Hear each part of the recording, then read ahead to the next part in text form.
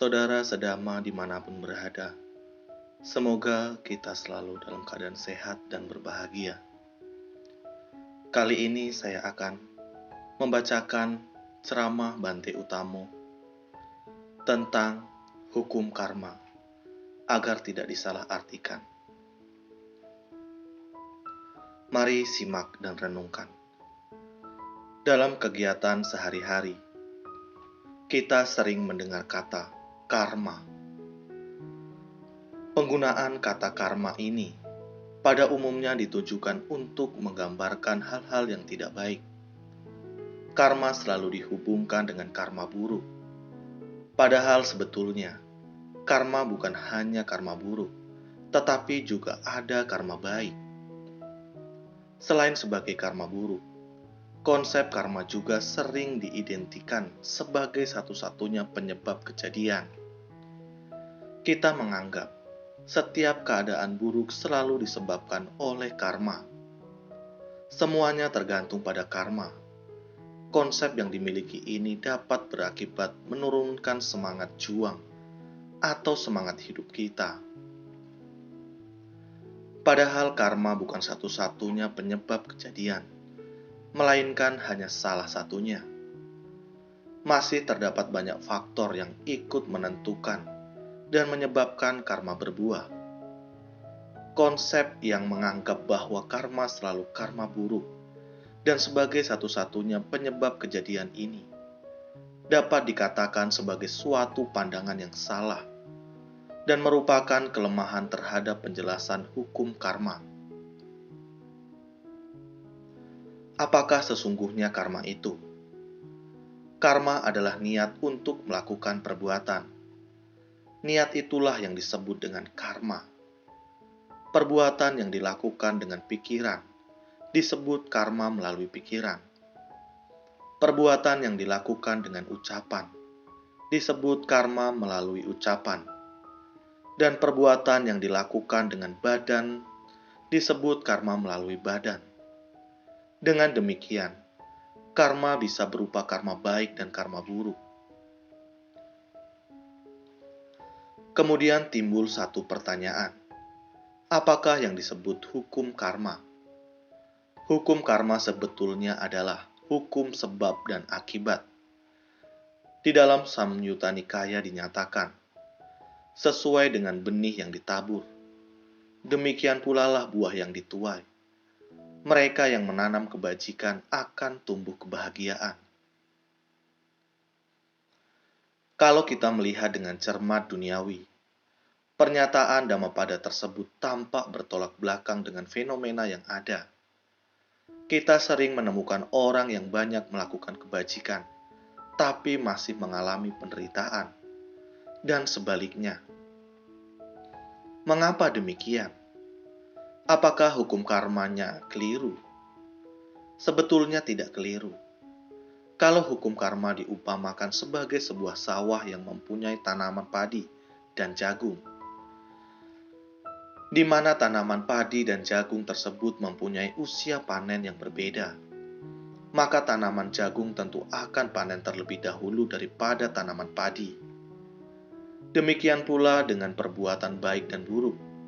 Kalau kita sudah berbuat baik tetapi masih menderita, ini disebabkan karena perbuatan baik kita belum saatnya dituai atau dipanen. Dalam hal ini, kita memetik buah dari perbuatan buruk terlebih dahulu. Jadi, semua itu ada waktunya. Walaupun ada kalanya masih bisa dipercepat sampai batas-batas tertentu. Selanjutnya, bagaimanakah karma kalau dilihat menurut waktunya? Menurut waktunya, karma dapat kita bedakan menjadi 4. Yang pertama, karma yang langsung berbuah.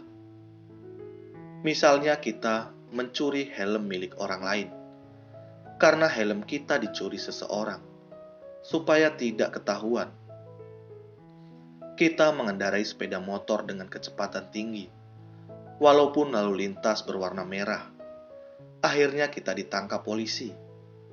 Terpaksa kita harus membayar tilang sebesar 15.000, padahal harga helm hanya 10.000. Ini adalah karma yang langsung berbuah. Yang kedua, karma yang berbuah agak lama, tapi masih dalam satu kehidupan. Misalnya orang yang melakukan meditasi hingga tingkat jana yang tertinggi sekali. Setelah meninggal langsung terlahir di alam Brahma. Yang ketiga, karma yang berbuah pada kehidupan-kehidupan yang berikutnya. Misalnya orang yang sering mendengarkan Dhamma, pasti akan terlahir di alam surga dalam kehidupan-kehidupan berikutnya. Mengapa demikian? Dengan mendengarkan Dhamma, berarti kita melatih dana, perhatian, pikiran, ucapan dan perbuatan kita terjaga dengan baik pada saat itu. Kita bisa mengerti dan melakukan Dhamma. Bahkan hal ini amat sesuai dengan salah satu sutta Sang Buddha, bahwa mendengarkan Dhamma pada saat yang tepat adalah berkah utama. Yang keempat, karma yang tidak sempat berbuah karena kehabisan waktu atau kehilangan kesempatan untuk berbuah. Sering ada orang yang mengatakan bahwa tercapainya nibbana apabila karma baik dan buruk telah habis. Padahal karma itu tidak mungkin habis karena jumlahnya tidak terbatas. Tetapi karma bisa dipotong. Kita bisa merasakan karma apabila kita mempunyai badan dan batin. Artinya, kita dilahirkan. Kalau kita tidak dilahirkan kembali, kesempatan untuk merasakan karma baik dan buruk menjadi tidak ada. Akhirnya ada karma yang tidak sempat berbuah. Selain menurut waktu, karma juga dapat dibedakan menurut fungsinya, yaitu yang pertama, fungsi karma yang melahirkan. Misalnya, ada orang yang dilahirkan dalam kondisi mempunyai banyak penyakit. Kenapa terjadi demikian? Sesuai dengan benih yang ditanam. Demikian pula buah yang dituainya. Karena ada penyiksaan, maka bisa terlahir sakit-sakitan. Fungsi yang kedua, fungsi karma yang mendukung. Karma ini mendukung fungsi karma yang melahirkan. Misalnya, selain terlahir di keluarga yang miskin, dia juga terlahir dalam keadaan cacat. Ini adalah karma yang mendukung. Fungsi yang ketiga, fungsi karma yang mengurangi.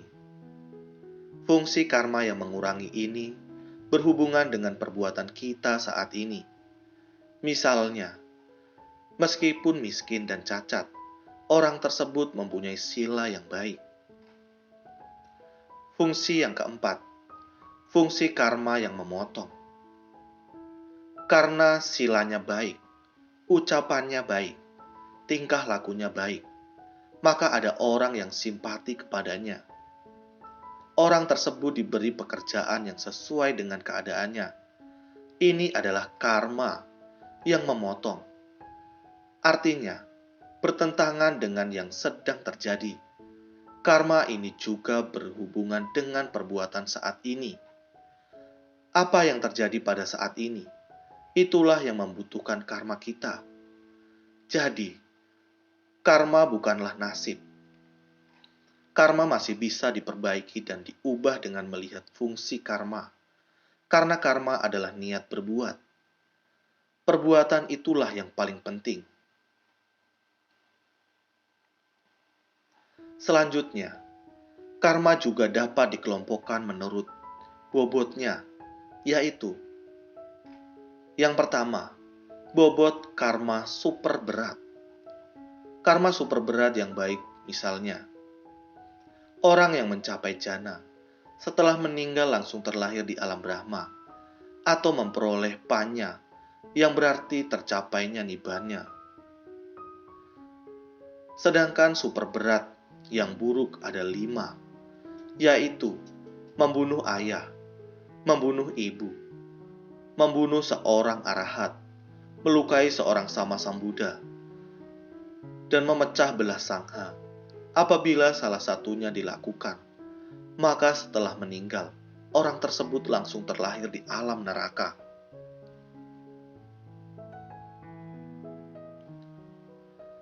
Berikutnya, karma yang muncul pada saat kematian. Di dalam pikiran akan terjadi satu seleksi pada saat proses kematian, yaitu mengingat perbuatan yang pernah berkesan di dalam diri kita. Misalnya, sebelum meninggal, seseorang teringat bahwa dia sering mendengarkan dhamma, sering bertemu biku-biku, dan meninggal dalam keadaan bahagia, maka orang tersebut akan terlahir di alam bahagia. Sebaliknya, kalau kesannya tidak baik, orang tersebut dapat terlahir di alam menderita. Sehubungan dengan proses kematian ini, Sang Buddha menyatakan bahwa apabila kita bisa melihat 4 tempat suci di India, yaitu tempat Sang Buddha dilahirkan, mencapai kesucian, membabarkan dhamma, dan wafatnya, maka ketika meninggal, pikiran kita diliputi kebahagiaan. Kita bisa terlahir di alam bahagia. Inilah sebabnya mengapa kalau ada yang mau meninggal diadakan sembahyang. Tujuannya, supaya orang tersebut mengingat perbuatan baik yang pernah dilakukan, sehingga dapat terlahir di alam bahagia. Dengan demikian, sesungguhnya manfaat berpikir positif pada saat kematian adalah paling penting, karena kalau kita berpikir positif pada kematian, kita akan terlahir di alam bahagia. Berikutnya, kalau di dalam proses kematian itu tidak ada yang berkesan atau tidak sempat terpikir, misalnya karena meninggal dalam keadaan koma, maka yang berbuah adalah kebiasaannya. Upamanya, orang yang mempunyai kebiasaan latah, maka seandainya setelah meninggal, terlahir menjadi manusia, dia akan menjadi orang yang suka humor. Berikutnya, bobot yang super ringan atau kecil. Apabila karma super berat, karma pada saat kematian, dan karma kebiasaan tidak muncul, maka karma yang super ringan yang akan berbuah. Misalnya, pada suatu waktu kita melihat ada paku payung di jalan, lalu kita singkirkan supaya tidak mencelakakan orang lain. Ini adalah bobot yang super ringan. Apabila bobot yang super ringan ini muncul pada saat kematian, dan kita merasa bahagia karena bisa menolong orang lain, maka kita akan terlahir di alam bahagia. Dengan demikian, karma sebetulnya terdiri atas 12 jenis, masing-masing dibagi menjadi 3, yaitu menurut waktu, fungsi, dan bobot, di mana setiap kelompok karma dibagi menjadi 4. Tetapi, 12 jenis karma ini tidak berdiri sendiri, melainkan menjadi satu kesatuan. Oleh karena itu, segala sesuatunya belum tentu disebabkan oleh karma. Terima kasih. Semoga video ini bermanfaat. Sabe sata bawantu sukitata. Semoga semua makhluk berbahagia.